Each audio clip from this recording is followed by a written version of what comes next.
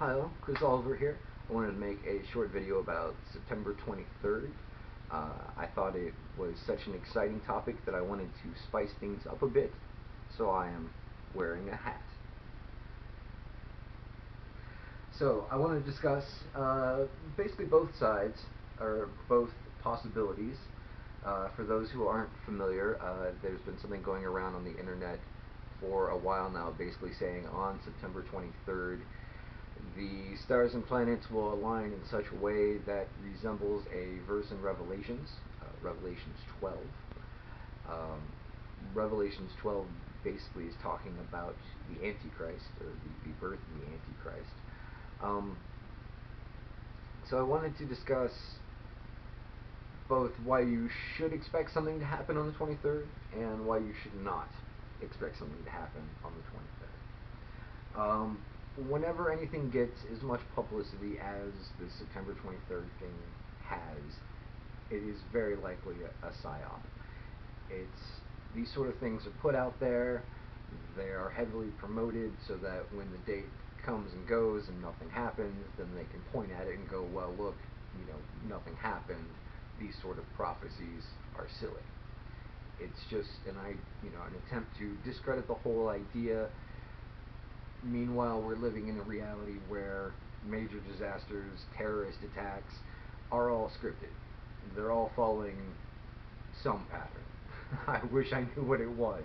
I spent a good chunk of the summer trying to figure it out, but as of right now, it's elusive and above me.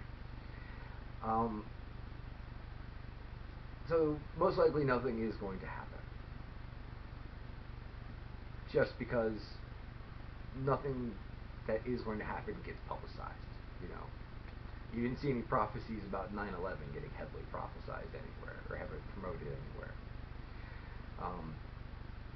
Now on the other side of the coin, why you should expect something to happen on September 23rd is because it's based in Christian mythology. And Christian mythology and the Holy Bible, this is our cosmic enemy's guidebook to their own deception. So for something like this to be put out there, heavily promoted, and then to come to pass, most likely in an debatable form of some sort, something that will create an issue, more division. You'll have a group of people saying, well, this was what happened that, was prophesied, and a group of people are saying, no, no, no, no, I'm a skeptic. I'm so tired of that phrase. But as I was saying earlier, things do tend to fall based on events and durations between dates. So, and excuse me for reading off my computer because I hate it when people make videos and they're just reading off their computer. But September 23rd, it is the 266th day of the year. There are 99 days left in the year. Both those things are a little suspicious. It is exactly 646 months after JFK's assassination. Exactly. 442 days after the Dallas police shooting, which, if you can't figure out, that was a false flag operation. I gotta love how the police chief was so quickly promoted into celebrity after that all went down. The Al Nuri Mosque, which is not a story you probably heard of. I honestly don't really remember the details, but basically we saw the use of the same directed energy weapon that we saw on 9/11 and Oklahoma City bombing and Glasgow building January 19th of this year. That was 92 days ago, and the first eclipse that creates that big X across America, the first line of it was 1 month and 1 day before September 23rd.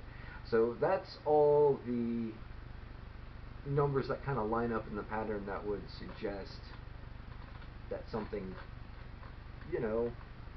might happen. It's 16 years and 11 days between September 23rd and 9/11. And if you're wondering if my math is off there, it is days between the two dates. It's not including the two dates. It's the days between that seem to be what the pattern line. Um, yeah, I had a good momentum there, and then I lost it, but that's pretty much all I had to say, so I'm going to call it a video. I love you all very much. I hope you're all having fun on your adventures. I'll see you on September 23rd, and I'll see you on September 24th. And if the Antichrist is born, well, here's hoping it makes the news, eh? I'd love to see that on CNN.